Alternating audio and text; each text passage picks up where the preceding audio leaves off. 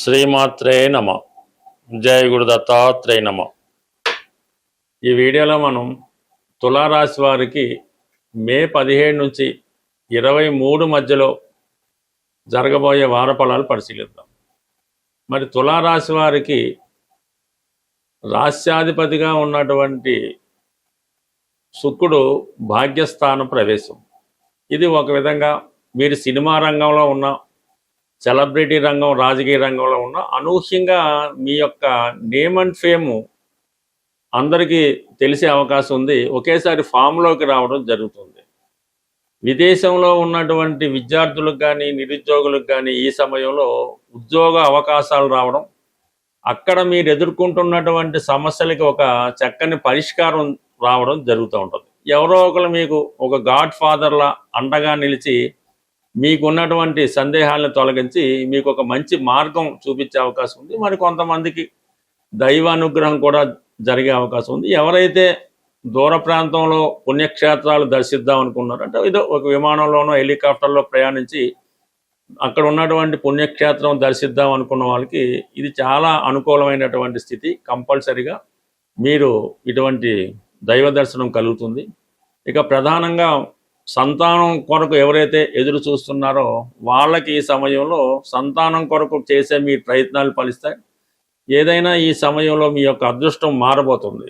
ఇక గురువు భాగ్యస్థానంలో ధనకారకుడు, అలాగే శుక్రుడు ఈ భోగభాగాలకి, ధనానికి, బంగారానికి, విలాసాలకి కారణం అవుతుంటాడు. ఈ రెండు 9వ స్థానంలో ఉండడం వల్ల కంపల్సరిగా మీరు ఏదో ఒక మంచి ప్రదేశాన్ని వీక్షించడం, అది విహార కేంద్రం అవ్వచ్చు, పుణ్యక్షేత్రం అవ్వచ్చు, ఈ విధంగా కొన్నాళ్ళు మీరు ఏదైనా ఒక ఆధ్యాత్మిక రంగంలో ఉండే అవకాశం ఉంది. ఇక ప్రధానంగా కుజుడు 7వ స్థానంలో సప్తమాధిపతిగా ప్రవేశించడం వల్ల మీ యొక్క జీవిత భాగస్వామి యొక్క సమస్యలు ఏవైనా ఉంటే, అంటే వాళ్ళకి ఏదైనా ఉద్యోగంలో ప్రాబ్లమ్స్, స్థిరాస్తి సంబంధించిన విషయాల్లో పొలిటికల్ ప్రాబ్లమ్స్ ఉంటే వాళ్ళకి ఒక గుర్తింపు రావడం జరుగుతుంది. ఒక స్థిరత్వం ఏర్పడే అవకాశం ఉంది. అంటే మీ యొక్క జీవిత భాగస్వామి, ముఖ్యంగా భర్త చాలా బిజీగా మారడం జరుగుతూ ఉంటుంది. అది మీరు మమ్మల్ని పట్టించుకోలేదన్న ఉద్దేశం కూడా మీకు ఉంటుంది. అయినప్పటికీ కూడా వారు మంచి బిజీగా ఉంటూ చాలా కొత్త ప్రయత్నాలు, కొత్త ఫలితాలు భరిస్తూ ఉంటాయి. ఇక యాస్టీజ్గా రవి 8వ స్థానంలో ఉండడం వల్ల ప్రభుత్వ అధికారులకి ఇబ్బందులు ఎదురవుతూ ఉంటాయి. ప్రభుత్వ వేధింపులు జరుగుతూ ఉంటాయి. ఉద్యోగస్తులు తప్పనిసరిగా కొంత బ్లేమ్స్ ఎదుర్కోవాల్సి ఉంటుంది. వృత్తిపరంగా కొన్ని సమస్యలు ఎదుర్కోవాల్సి వస్తుంది. కొంతమంది ఏంటంటే ఇక్కడ మామూలుగా ఉన్నటువంటి వ్యాపారస్తులకి అధికారుల నుంచి ఇబ్బందులు, వేధింపులు, ఈ ట్యాక్సులు వగైరా వగైరాలో సమస్యలు ఎదురయ్యే అవకాశం కనబడుతుంది. అలాగే కొన్ని అకౌంట్స్ వ్యవహారాల్లో కరెక్ట్గా చూపకపోవడం వల్ల కానీ, విద్యార్థులు విద్యా సంబంధించిన విషయాల్లో అనుకున్న రిజల్ట్స్ కొంతమందికి రాకపోవడం కానీ జరిగే అవకాశం ఉన్నది. ఇక ప్రధానంగా ఈ రాహు కేతువులు 5, 11 స్థానాల్లో ఉండిపోవడం, మిగతా గ్రహాలన్నీ కూడా రాహుకేతుల మధ్య ఉండిపోయాయి. కంపల్సరిగా ఈ రాశివారు మీరు ఒకటి అనుకుంటే వేరొకటి జరిగే అవకాశం ఉన్నది. మీకేదో ఒక అవసరం ఉంది, ఏదో ఒక ఫ్రెండ్ సహాయం చేస్తా అన్నాడు, అది ఆ సహకారం అనేది 100% మీకు లభించదు. వేరే విధంగా మీరు ఎక్కడి నుంచి అయితే మనకి ఈ అవసరం తీరదో, ఈ ప్రయత్నం జరగదో వాళ్ళు మీకు సహకరించే అవకాశం ఉంది. సో ఈ విధంగా మీరు ఒక చోట ప్రయత్నం చేస్తుంటే వేరొక చోట నుంచి మీ ఫలితం దక్కే అవకాశం ఉంది. మరి ఈ ప్రయత్నంలో చాలా ధన నష్టం జరిగే సూచనలు ఉన్నాయి. బట్ ఏదైనా అవసరం నిమిత్తం మీరు ఒకరి మీదే ఆశ పెట్టుకోకుండా 2-3 విధాలుగా ప్రయత్నం చేయడం మంచిది. లేని పక్షంలో చాలా ఇంపార్టెంట్ విషయాలు వాయిదా పడే అవకాశం అయితే ఉంది. ఏదైనా మొత్తం మీద చివరి నిమిషంలో పని జరిగినప్పుడు కూడా దానివల్ల పెద్దగా ఉపయోగం ఉండలేకపోతుంది. కాబట్టి ముందు జాగ్రత్త చర్యగానే సరైనటువంటి ప్రయత్నం కానీ, సరైనటువంటి హామీ కానీ తీసుకొని మీ యొక్క ప్రయత్నాలు ముందుకు వెళ్ళడం మంచిది. జ్యోతిష శాస్త్ర ప్రకారం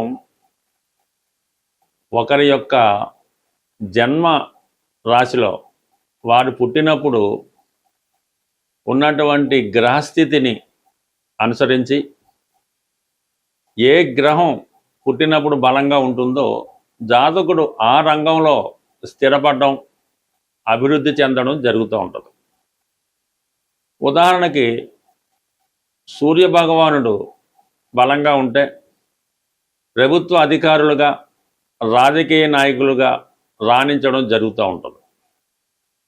అదే కుజుడు బలంగా ఉన్నప్పుడు మిలిటరీ, సైన్యం, పోలీసు, ధైర్య సాహసాలతో కూడుకున్న వృత్తుల్లో ఎక్కువగా స్థిరపడడం జరుగుతూ ఉంటుంది. అలాగే గురువు బలంగా ఉన్నప్పుడు విద్యా సంబంధించినవి, బ్యాంకింగ్ రంగాలు, ఫైనాన్సు, అలాగే పౌరోహిత్యం, ఆధ్యాత్మిక వృత్తులు, సాంప్రదాయ వృత్తుల్లో బాగా రాణించడం జరుగుతూ ఉంటుంది. అయితే మనకి ఏ గ్రహం బలహీనంగా ఉంటుందో ఆ కారకత్వాల్లో బలహీనం అవడం జరుగుతూ ఉంటుంది. సాధారణంగా ఒక వ్యక్తి, ఒక మనిషి, మగవాడు కావచ్చు, ప్రస్తుతం అమ్మాయిలు కూడా కావచ్చు, వారి జీవితంలో కుజుడు బలంగా ఉంటేనే వారి జీవితంలో వైవాహిక జీవితం బాగుంటుంది, ఉద్యోగం సమర్థవంతంగా నిర్వహిస్తాడు, అలాగే సంతానం విషయంలో అనుకున్న సమయానికి సంతానం కలుగుతారు, అలాగే వారి జీవితంలో పుత్ర సంతానం కలగాలన్నా, కంప్లీట్గా సొంత గృహం ఏర్పడాలన్నా, స్థిరాస్తి సంపాదించాలన్నా, చాలా షార్ట్ పీరియడ్లో ఉన్నత స్థాయి సాధించాలంటే కుజుని యొక్క బలం తప్పనిసరి. అందుకని కుజుడిని స్ట్రెంత్ చేసుకోవాల్సి ఉంటుంది. అది ఎప్పుడు ఏదైనా ఒక గ్రహం ఈ గోచార రీత్యా స్వక్షేత్రంలోకి ఉచ్చులోకి వచ్చినప్పుడు ఆ గ్రహాన్ని ఆరాధించడమో, ఆ గ్రహానికి సంబంధించినటువంటి దేవతని ఆరాధిస్తే ఆ గ్రహం మనకి తొందరగా ఫలితాన్ని ఇవ్వడం జరుగుతూ ఉంటుంది. ఇప్పుడు ఈ కుజుడు ఈ జూన్ నెల 20వ తారీఖు వరకు స్వక్షేత్రంలో ఉచ్చలో, అంటే మూల త్రికోణంలో ఉంటాడు. అంటే ఉచ్చలో ఉండడు, మూల త్రికోణంలో ఉండడం వల్ల కుజుడు బలవంతుడై ఉంటాడు. ఆ కారణం వల్ల ఈ సమయంలో కుజుని యొక్క కారకత్వాలు, ఎవరికైతే ఎక్కువగా అప్పులు ఉన్నాయో ఆ అప్పులు తీరాలన్నా, వివాహం అవడం లేదు, వివాహం జరగాలన్నా, ఏదైనా ఇల్లు స్థిరాస్తి సంపాదించుకోవాలన్నా, లేదంటే మన స్థిరాస్తి కబ్జాలోనో ఇతర ఆధీనంలోనో తాకట్లోనో ఉంది, అది ఇడిపించుకోవాలన్నా, భార్యాభర్తల మధ్య విభేదాలు తగ్గాలన్నా, అన్నదమ్ముల మధ్య ఉన్న విభేదాలు తగ్గాలన్నా, జాతకుడు వ్యసనాల నుంచి బయటపడాలన్నా, అంటే కోర్టు కేసులు, పోలీస్ కేసులు, ఇలాంటి క్రిమినల్ కేసుల్లో బయటపడాలన్నా కంప్లీట్గా మీరు కుజుని యొక్క అనుగ్రహం పొందితే దాంట్లోంచి తొందరగా బయటపడతారన్నమాట. అంటే కుజుడు బలంగా ఉన్నప్పుడు, అంటే మన వ్యక్తి ఒక అధికారంలో ఉన్నప్పుడు ఎంత తొందరగా మనం బయటపడతామో ఈ కుజుడికి మీరు పరిహారం చేసుకుంటే అంత తొందరగా పరిహారం అవుతుంది. అయితే ఎవరైతే అన్నదమ్ములు లేదంటే భార్యాభర్తలు, రుణాలు ఇవి ఉన్నవాళ్ళు ఆంజనేయ స్వామిని పూజ చేసుకోవలసి ఉంటుంది. అంటే ఒక 40 రోజులు టైం తీసుకోండి. ప్రతిరోజు హనుమాన్ టెంపుల్కి వెళ్ళండి, హనుమాన్కి 5 ప్రదక్షిణలు చేయడం, సింధూరం తిలకంగా ధరించడం, హనుమాన్ చాలీసా పారాయణ చేయడం, అలాగే రామనామ స్మరణ చేయడం వల్ల తొందరగా మీరు ఫలితాన్ని పొందగలుగుతుంటారు. అయితే సంతానం కలగడం లేదు, పెళ్ళి ఆలస్యం అవుతుంది, కొన్ని వాటికి సుబ్రహ్మణ్య స్వామి ఆరాధన. ఈ సుబ్రహ్మణ్య స్వామి వారి ఆరాధన ఎలాగంటే ఇంచుమించు రోజు వెళ్ళొచ్చు, మంగళవారాలు చేసుకోవచ్చు. స్వామికి బెల్లం పానకం, తేనె, చెరకు రసం వీటితో అభిషేకం చేయడం వల్ల తొందరగా స్వామి యొక్క అనుగ్రహం రావడం జరుగుతుంది. అంటే ఈ సుబ్రహ్మణ్య స్వామి తను ప్రేమించిన అమ్మాయి కోసం ఈ సర్పంగా మారడం, అది స్టోరీ అది ఉంటుంది. అందుకనే సర్పాన్ని, సుబ్రహ్మణ్య స్వామిని సర్పం రూపంలో ఆరాధించడం కూడా పెద్దలు చెప్తూ ఉంటారు. కాబట్టి ఈ సుబ్రహ్మణ్య స్వామిని ఆరాధించాలంటే మీరు జంట పావులను ఆరాధించవచ్చు, నిజంగా స్వయంభూగా వేసినటువంటి పాము పొట్టలను కూడా పూజ చేసుకోవడం ద్వారా మీకు ఈ పరిహారం అవుతుంది. మీకు హైదరాబాద్లో ఆంజనేయ స్వామి టెంపుల్స్లో కన్మన్ ఘాట్ హనుమాన్ టెంపుల్ అన్నది చాలా పవర్ఫుల్.